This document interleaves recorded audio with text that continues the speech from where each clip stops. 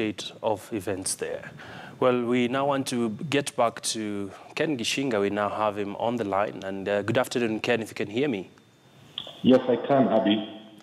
Well, let's take a look at really what would you describe 2017 to have been from an economic point of view? I think 2017 was a roller coaster year.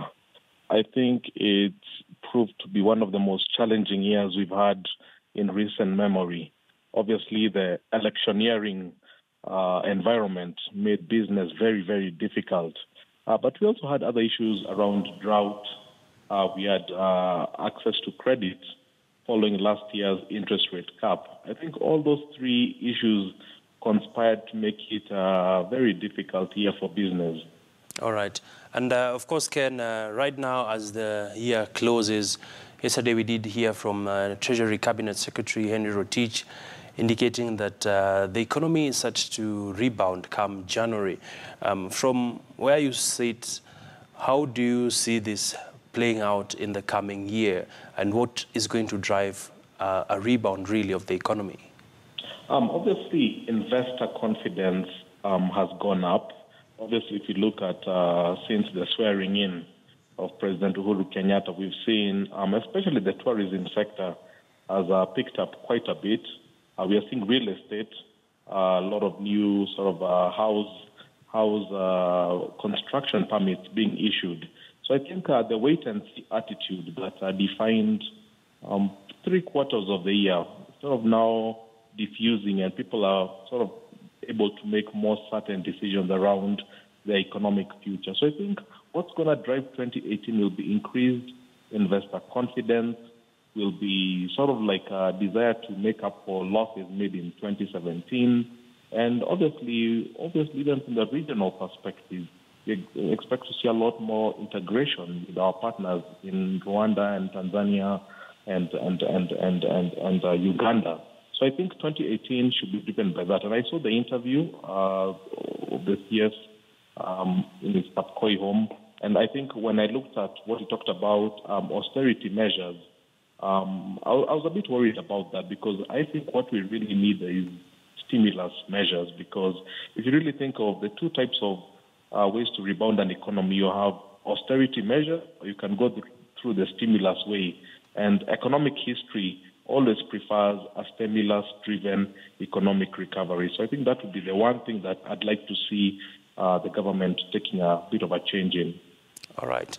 And just give us also, really, if you're looking at austerity measures, and I've also seen the president coming out strongly saying that the public wage bill is too high and it needs to be reduced.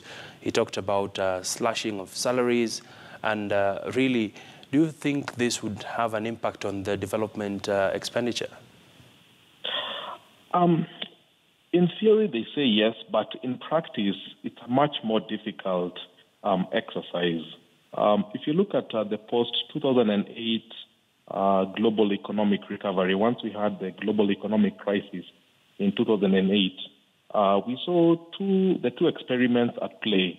We saw America going the stimulus way when they had what they call the quantitative easing, and we saw Europe going the austerity way, where they were cutting salaries, where they were cutting government services.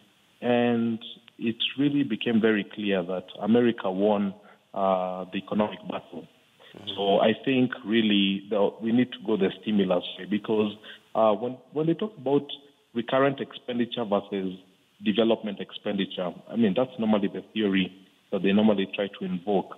And if you think about the salary of a teacher, somebody would say that's a recurrent expenditure, but another person would actually say that's a development expenditure, because that teacher is actually contributing to knowledge creation for the next generation. So sometimes a lot of these costs are not sort of like set in stone in terms of recurrent versus development. So I think the way forward is we've always advocated access to credit to SMEs, government honoring contracts to contractors, honoring payments to contractors. I think money supply needs to be increased. And I think we really need to repeal that interest rate cap. I think it's really done a lot more damage than good.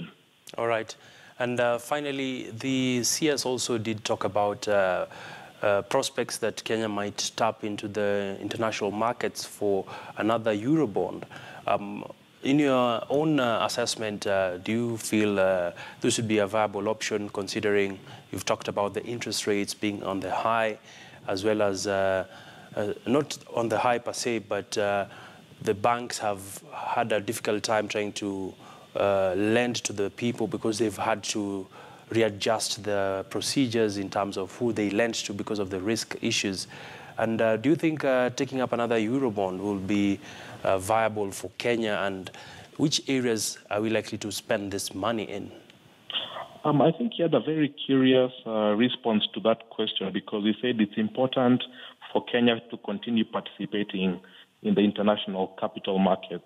Correct. In fact, I think he said that you just can't come in and get out, and you need to participate. And it's true, as an emerging market, you need to be seen to be sort of like a viable, sort of like an emerging economy. But truth be told is this debt is being incurred in dollars.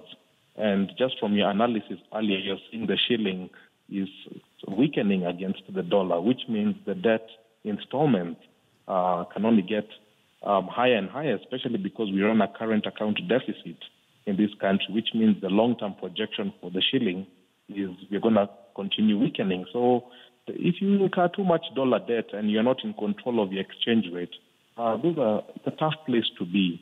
But at the same time, we need to have revenue. So I think going back to the issue of revenue generation at the local base, and we've talked about this before, how do we get all the idle resources that the Kenya is sitting on to generate revenue? Because once we have revenue, we don't need so much debt.